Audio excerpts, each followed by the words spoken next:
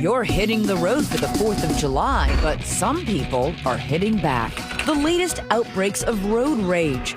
We've all been there, we've all felt it. But did it ever go this far? Holy cow. Right. The lightsabers. Tonight on 2020, it's not what would you do, it's what should you do. Not this. I don't see you touching it now, though. Out of my...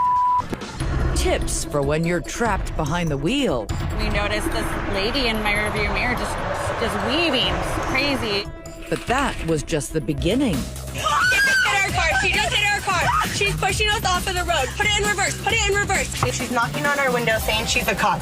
For some, road rage can be the ending. If I would have known that it would have ended the way it ended, I would have never, ever followed him. She had every opportunity to change her mind and not chase my brother across 2 freeways.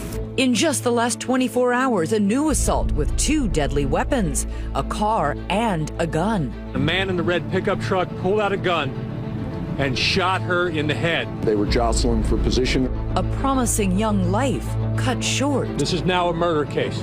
Tonight, Freeway Fury. Hello, I'm Elizabeth Vargas. David is away tonight. Take a look at that. All the traffic and taillights. Typical sight in rush hour in any major American city. But this holiday weekend, it's bound to be worse. Experts say more than 44 million people are expected to be on the roads this Independence Day weekend, more than any other time. And with all that traffic, there are bound to be flaring tempers.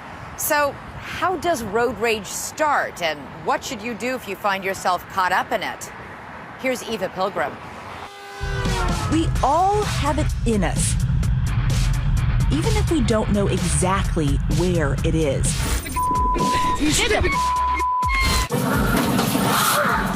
A limit, a breaking point, a dark place where civilization ends and animal instinct takes over. And there may be no faster way to get there than right here on the roadways of America at the intersection of velocity and violence.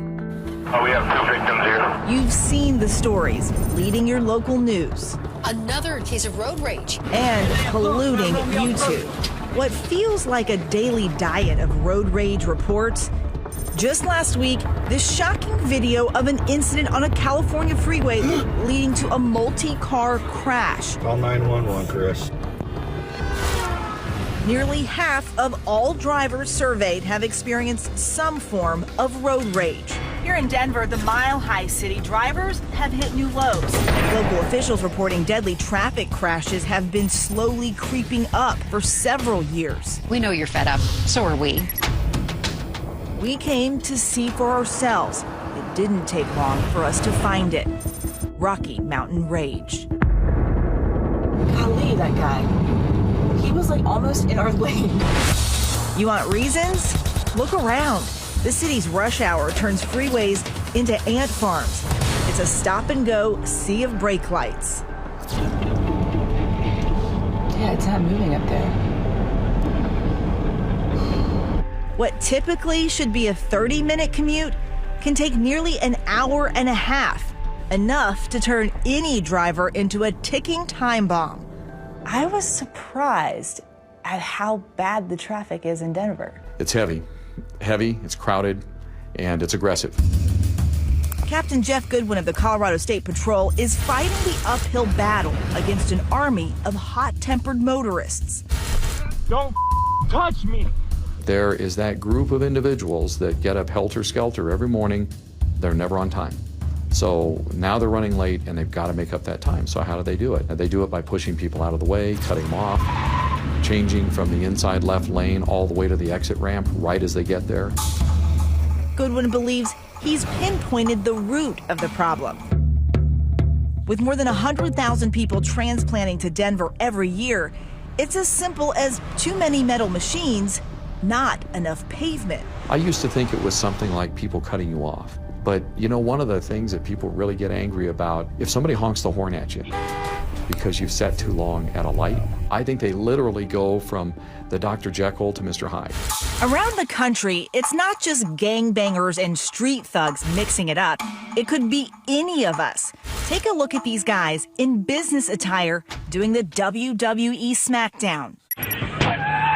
We showed the good Captain Goodwin some examples of bad behavior, and he provided us some potentially life-saving road rules to help you.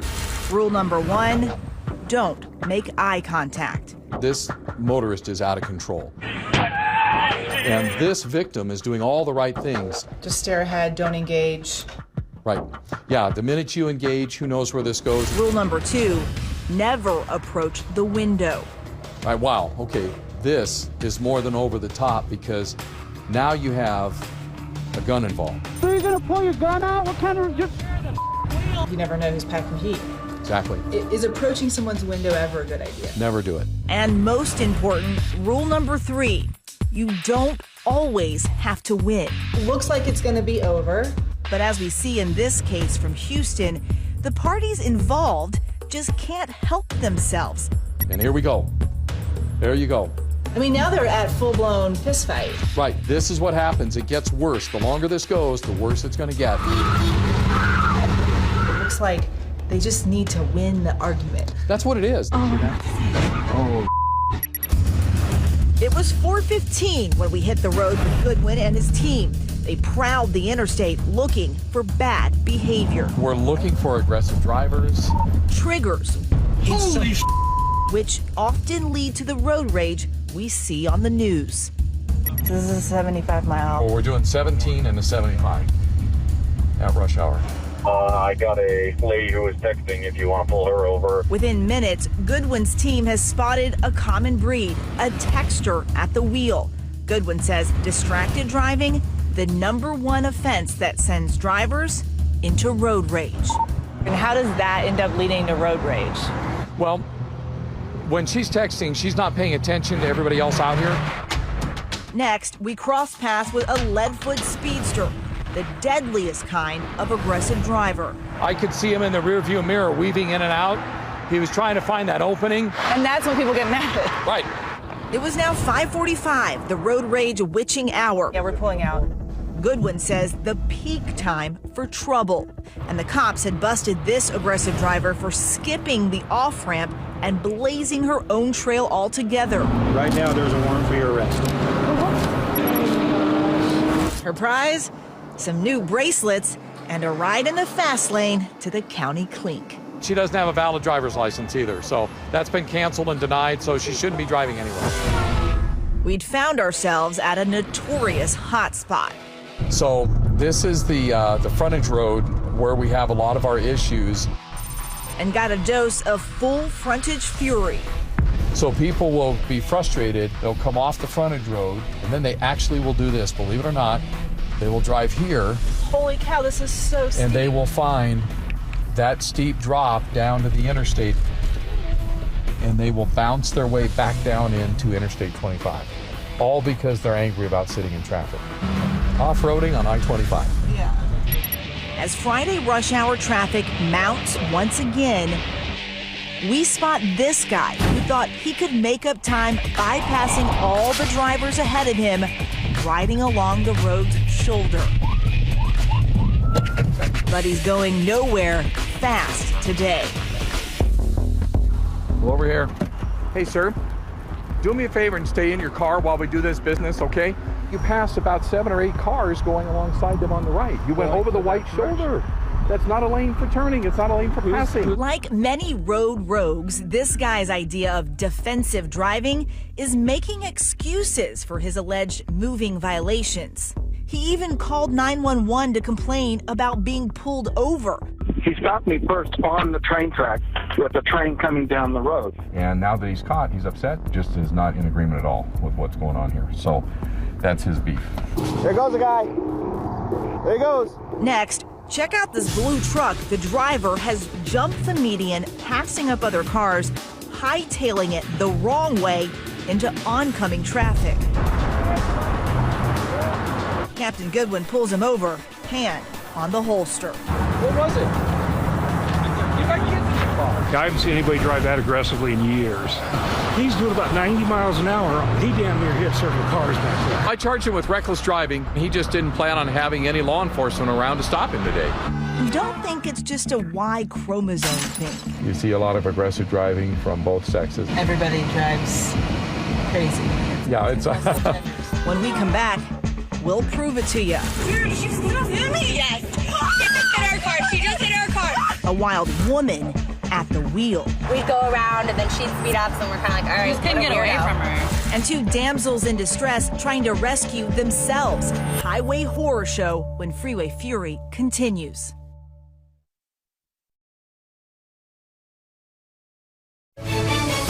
Now, 2020 continues with Freeway Fury.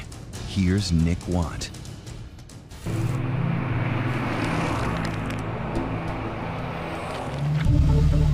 Two young women out on the open California highway. So you've been friends how long? About a year. We had boyfriends that were friends, and then we kicked them to the curb, and then we stayed friends. Okay. We knew what was good for us. Carefree, on their way for a fun weekend in Reno. Cell service is fading, the road is getting quiet, and lurking far behind in their rear view, a truck driving fast, aggressive, right towards them. Sounds like the open to a slasher flick, but this tale is as dark and real as a hot coat of tar across I-80. You're about to see it play out in real time. Meet Vanessa and Delaney. Vanessa, a student and waitress. Delaney, a former Miss California contestant, now also a waitress. The duo just looking to let off some service industry steam. Looking forward to us drinking and not serving drinks. We weren't in a bad mood. We were by no means in a hurry. That wasn't us that day. I jumped in Vanessa's car and we headed north to unspool the rest of our tale. We saw her in the rearview mirror cutting between cars. I would say that was trouble, but I didn't think we personally were in trouble. Then Delaney broke a cardinal rule of road rage prevention, flipping the bird. At what point did you flip her the bird? After it had been going on for, I'd say, a good 10 minutes. In life in general, are you like a flipping off type of person? No, I'm normally really calm. Did you want to strangle me? I'm guilty of that too, of flipping off drivers, but you would never expect it to escalate the way that it did, you know? Actually, experts say that's exactly what you can expect. You never know who you're flipping off and where their head is at. When you add a little finger into that, maybe the one finger salute, that creates crazy in a heartbeat. Whether it was Delaney's salty salute or not, the truck inexplicably began to try and push Vanessa off the road. That's when Delaney starts filming her homemade horror flick. Like, I almost want to stop and pull over at an exit. No, because then she'll get out of the car. Dude, I don't know what to do!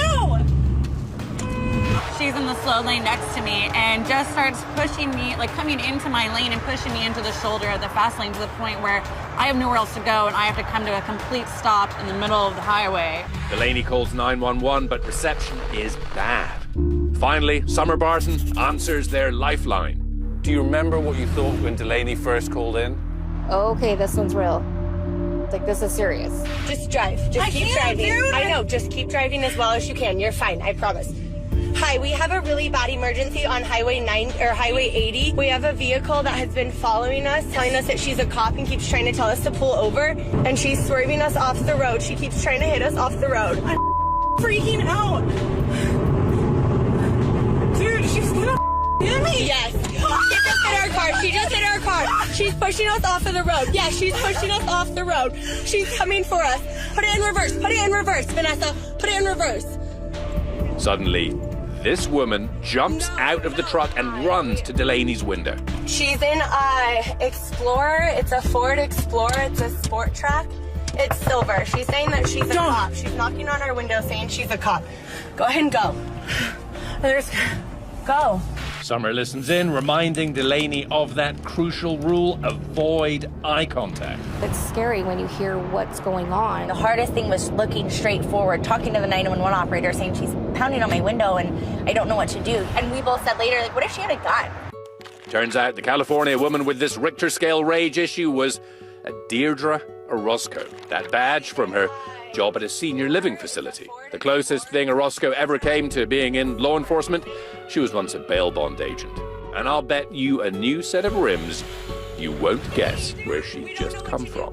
She'd literally just been out of jail for hours before attacking us. Yep, this home movie is actually a sequel. 4 days earlier, Orozco had crossed paths with this guy, Dane Larson.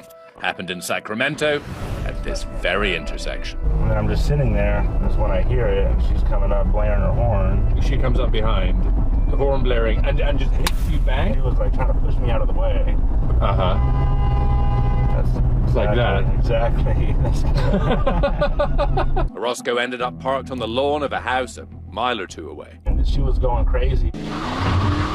Now she's been released on bail and back on the attack, hauling a wide load of anger management issues in that 2-ton truck. Dude, she's so confusing. She hit us. Okay.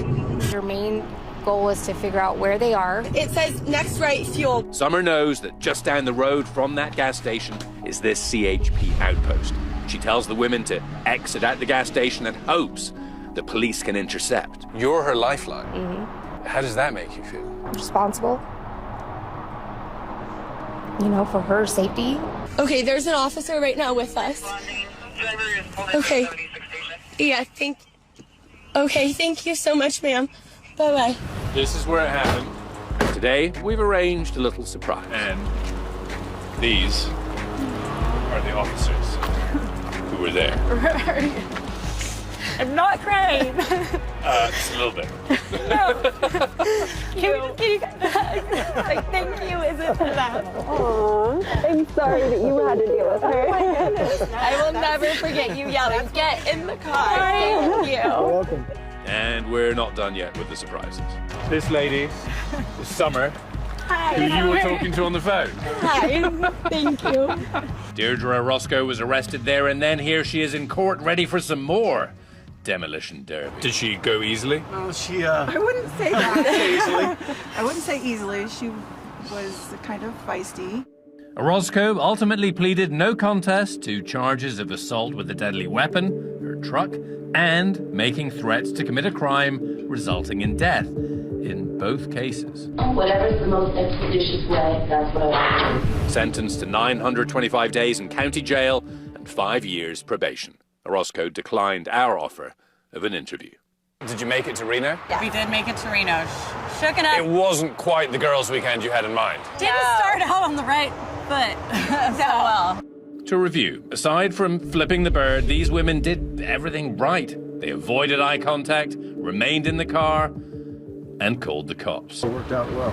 But there are those who'd rather play policemen themselves. When we come back, wild ride with Colorado's own fur-capped road avenger.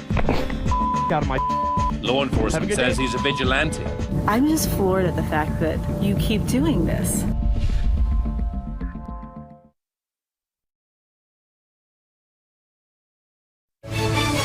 "2020 continues with Freeway Fury."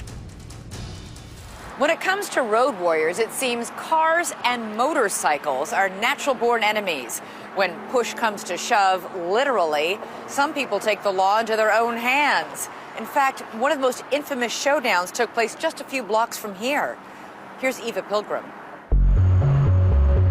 Most motorcycle versus car clashes start when, in the biker's mind at least, the bigger vehicle doesn't demonstrate due respect. You see right there, he actually taps a biker who appears to have brake checked him a little bit. This notorious 2013 scene on New York's Henry Hudson Parkway was no exception. You can see it, he's stopped. The car's over here. All of these bikes around it. He's trying to get through, and he pushes. You see him. The driver of this SUV fleeing, he says, out of fear, running over a biker, leading to this chaotic chase. I mean, that's the worst case scenario. You act out, you're in fear of your life, you're gonna get the heck out of there, but then they're gonna get you. And so this gang mentality develops amongst all these bikers, and you clearly see they're gonna get you. He's got his wife and his baby inside. Unbelievable. And earlier this year in San Francisco, highway history repeats itself as these bikers attack this Toyota Camry. A driver was beaten and seriously injured after an altercation on a freeway between a car and some dirt bikers. So look at this now. You take a guy down, it's all on camera. Closer to home in Goodwin's backyard of Colorado, this frightening case of Mustang versus motorcycle. They were both egging each other on, and look at this. You have this drastic move to make a point, so there's your last word, and it could have killed the guy. Yeah, it's all about respect, I think, and courtesy. We see this all the time where someone's willing to use a vehicle as a deadly weapon to take somebody else out. Now, as if Captain Goodwin doesn't have enough on his hands, he's got to deal with one motorcyclist turned vigilante. You're about to meet Denver's own Dark Knight. His name is Devin Jones. You just cut me off, stupid! His alter ego, the Road Avenger. It's kind of a crazy outfit. Yeah, I look ridiculous. Do you think you're a superhero? No, not really. Jones may not cop to it, but these YouTube videos tell another story. The story of a man, his motorcycle, and helmet cam. A vlogger obsessed with publicly shaming anyone he perceives as a roadside wrongdoer. These videos and his 125,000 YouTube subscribers are how he pieces together a paycheck. Here's a man Devin says was guilty of a trifecta of transgressions: grazing behind the wheel, surfing while driving, and running a stop sign. I know you feel really cool, but you should put the salad and your phone down. Most people only go with one. I mean, what's the logic here? There's no logic. I call him an agitator because he doesn't need to do this. A little self-righteous, you think? I think so, absolutely. Phone down. But as far as Devin's concerned, the cops can be road hazards too. Here, he even dares to pull over an officer who he claims was driving while on his phone. That's road rage. No, I was honking because you're on your phone and I needed you to get off so that we could travel smoothly. You stopped me specifically from doing my job. I didn't want to talk to you. I just wanted you off your phone. Where does this come from, this motivation to confront perceived roadside dangers? From years of experience on even deadlier highways. I joined the Army in 2006 when I was 17 as a combat engineer. Deployed to Iraq and to Afghanistan doing IED route clearance. That's a pretty dangerous job. Yes, it's pretty much the most dangerous job. And now, 11 years later... Do you feel like you're still doing that? I didn't until you pointed that out. Recently, Jones has taken to handing out business cards so people can view themselves later on YouTube. In this instance, he confronts a man who he says wouldn't let him change lanes. Here you go. You'll see yourself on here later. Okay. The card is not well received. He feels like it's his duty to let them know they did something wrong in traffic. You're on camera, stupid! You're on camera, stupid! It's like he is the vigilante. He's going to show what a cool guy he is by using his camera to almost entice people into an argument. This woman is even more furious after this dispute about access to this road. She takes a swipe at Devin's camera. There are probably people, when they see the story at home, they're like, he is crazy. Why would he keep going up to these people knowing that the response could be bad? I probably would feel ashamed of myself if I didn't. I can't avoid somebody becoming rageful or enraged. But Devin isn't always the hero on his hero cam. When you walk past this spot, though, do you always look over and go, that's where it happened? Yeah, every time I walk past this, I do look at the spot and then think about it. It is the incident that first brought him viral infamy with more than 7 million views. What were you doing? What was going on? I was on a street next to a park kind of like this one, and then out of nowhere a car decided to blast around me, and what seems like a really dangerous way to pass somebody in a residential area. So Jones goes on the pursuit. The ultimate no-no, according to Captain Goodwin. Don't be the cops. So my first question is, Eva, why? Why was that important?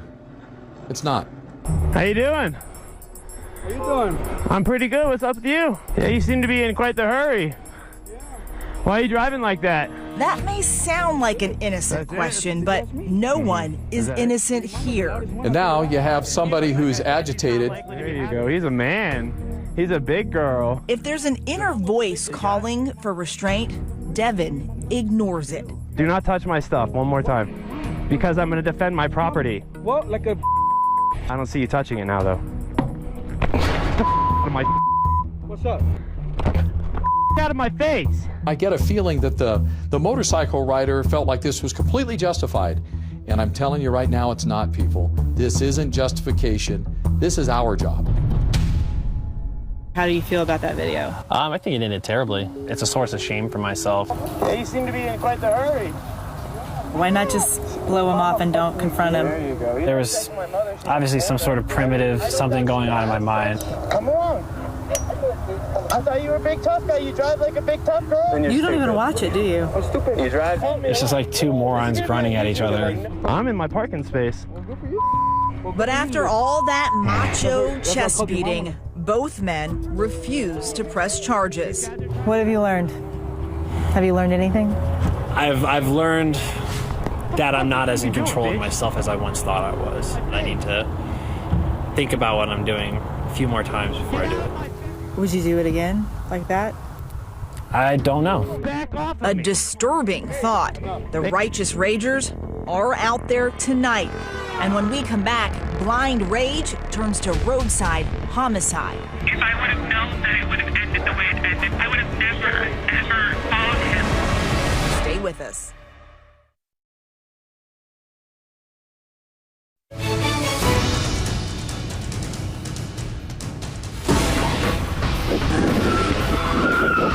You never know just how fast or how far a road rage incident is going to escalate. Maybe it's just a guy using his phone as a weapon. Maybe it's two dudes having a roadside duel. He's definitely ready to go to battle. He got himself a pipe. But look at this thing break out. Holy cow.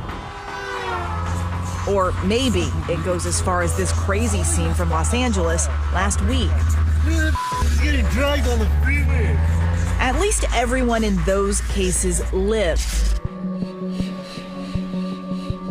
But tragically, it doesn't take much for a road rage incident to go from cursing What is wrong with you? to the coroner's office. How bad can these road rage confrontations get? Well, it's murder. From 2006 to 2015, there was a 500% increase in fatal road rage crashes. And just this week, 18-year-old Bianca Roberson was shot and killed in what authorities say is yet another road rage incident. She was a good girl, honor roll student, looking forward to going to college. And a man in the red pickup truck pulled out a gun and shot her in the head, killing her. Tonight, that suspected shooter is still at large. While in Southern California, another road rage killer is behind bars, wrestling with her regret. If I would have known that it would have ended the way it ended, I would have never, ever followed him. Earlier this year, Darla Jackson, a 27-year-old mother with no prior arrest, was sentenced to 6 years in prison after pleading guilty to the voluntary manslaughter of Navy officer Zach Bube. I'm going to commit you to the Department of Corrections, Ms. Jackson, for the middle term of 6 years for the reasons I've stated. The encounter between the two escalated when Bube drove up alongside her on his red motorcycle and kicked the side of her car, leaving a dent and a shoe print. She couldn't believe that he had done it, decided to follow him to get the license plate. Once again, the decision to pursue would end badly. Another motorist captured a few seconds of Jackson's high-speed chase on video, and shortly after this clip cut off, disaster struck. What happens is he slows down. The driver doesn't react fast enough to that to gauge how much he's slowing down. So her nose of her car literally rolls up onto the back wheel of the motorcycle. These photos tell the rest of the tale. The two vehicles become one, skidding together for 315 feet before they became dislodged. Bube hit the ground, and Darla Jackson ran him over. She had every opportunity to change her mind and not chase my brother across 2 freeways. I let my pride get the best of me. I shouldn't have, been speeding. I shouldn't have, been negligent. The anger anguish she now feels apparent in her court appearances and in her interview with us. My daughter doesn't have her mother for a very long time. It turned out terribly for everyone involved. So I deeply regret what happened. That angry pursuit landed Darla Jackson in prison. In New Orleans, another heated chase landed former Jets running back Joe McKnight in the morgue. We're going to move on now to that deadly road rage incident in Louisiana, where former NFL player Joe McKnight was killed during an argument. According to police, McKnight cut off this man, local IT technician Ronald Gasser. The two then got into a rolling argument, which lasted for miles. Still involved in verbal altercations, cutting in front of one another, zipping around vehicles, on and on and on. That's McKnight's silver Audi following Gasser's blue Infiniti. Minutes later, the cars come to a stop, but the argument continued at full speed. At some point, Mr. McKnight exits his car and goes to Mr. Gasser's car. There continues to be a verbal altercation. During that verbal altercation, Mr. Gasser pulls his weapon from between his seat and the console and fires 3 shots at Joe McKnight, killing him. Did you ever think in a million years he would be the victim of road rage? No. We had to stop being in so much of a rush to get somewhere. Remarkably, police say it was shooter Ron Gasser's second road rage incident at almost that exact same location. Then this week, at the stoplight, he admits to shooting a man. Justice! Gasser has been charged with second-degree murder. But in Louisiana, a stand-your-ground state, he may yet walk free.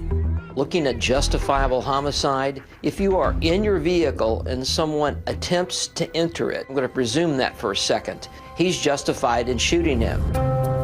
Gasser has pled not guilty. The trial is scheduled to begin this August, but McKnight's mother has already rendered judgment on the road rage epidemic that claimed her son's life. Are we that angry? Is our nation that angry about things? We got to learn how to channel our energy into something more positive than what we're doing. We're not thinking clearly. Coming up, the Denver cops in a call to action. How you can help them stop the madness. When we come back.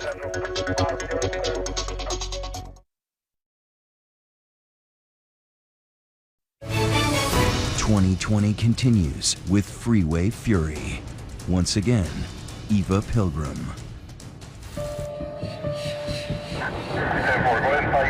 Who are we looking for? Who is this woman? Well, it's one of our repeat and frequent offenders. The cops in Denver have had enough. Now they're fighting back with a call to action, enlisting viewers like you.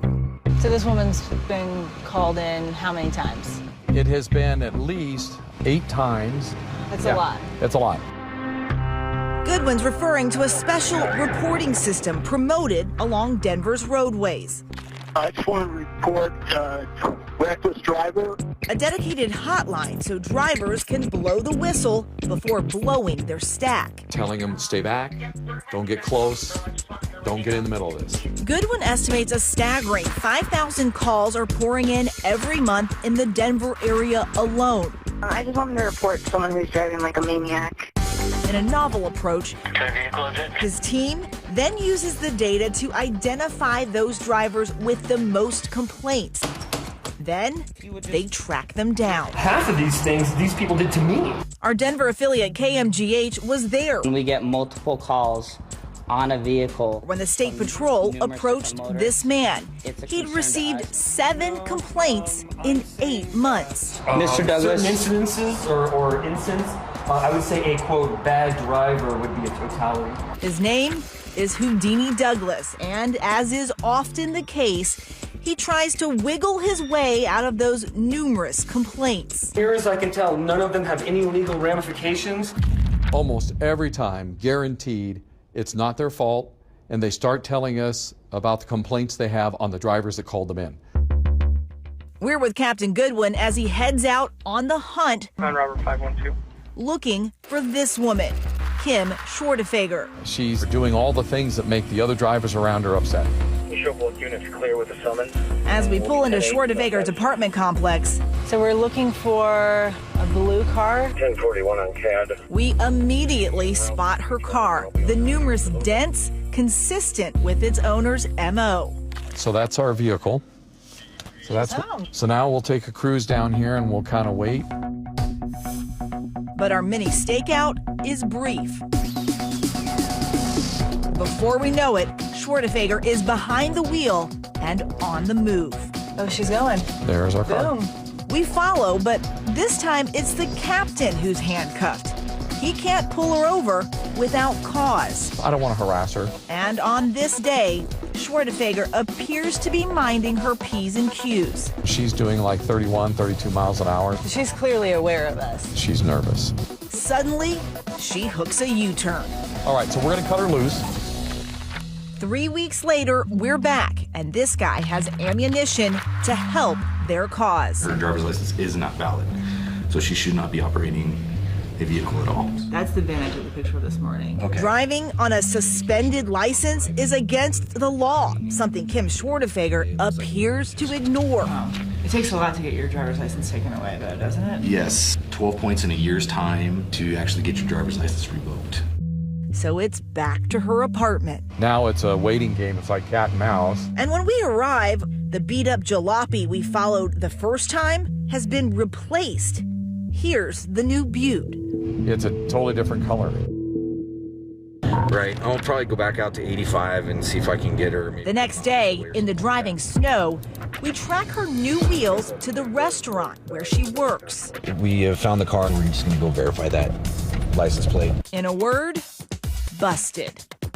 So our car is just to the west of us over that tree, and there's a fence. And it's parked in the very back corner that you can park.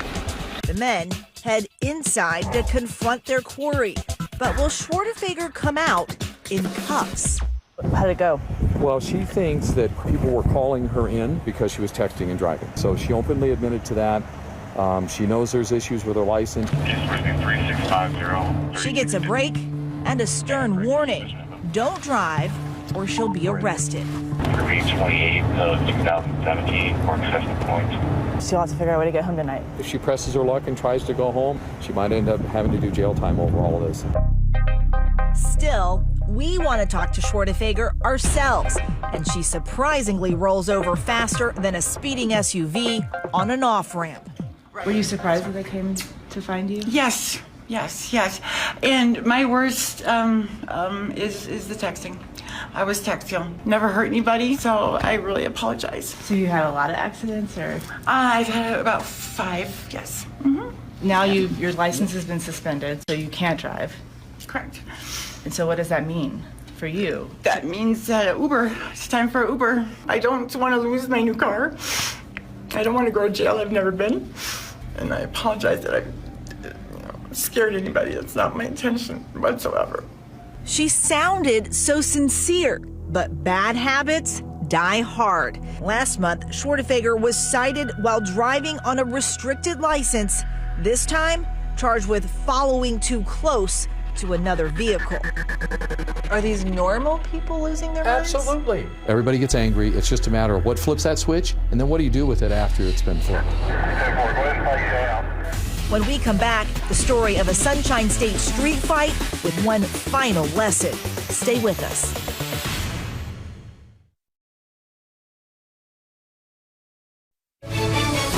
Freeway Fury continues. Once again, Elizabeth Vargas. This month in South Florida, it happened again. 2 men caught on camera in a road rage incident involving a bat. They go at it, struggling in the middle of traffic over the weapon. Hector Herrera, that batter swinging for the fences, now facing charges of aggravated battery with a deadly weapon. The first thing that came to my head was to grab the bat and go and fight. A typical shake-your-head road rage story? Perhaps. But then, a small miracle. Herrera went on television and actually expressed remorse. I would say to him, hey, I'm sorry for the situation. This is no good for nobody. Something to consider the next time you hit the highway. You may think you need to win, but perhaps this is a game you'd rather not play. You may think your enemy is in the next lane. You just cut me off, stupid! But perhaps he's in your own head. You may think you thrive on drama. Out of my face! But perhaps what you really need is peace. That's our show for tonight. Thanks so much for watching. I'm Elizabeth Vargas. For David Muir and all of us at ABC News in 2020, have a great night and a safe and happy holiday weekend.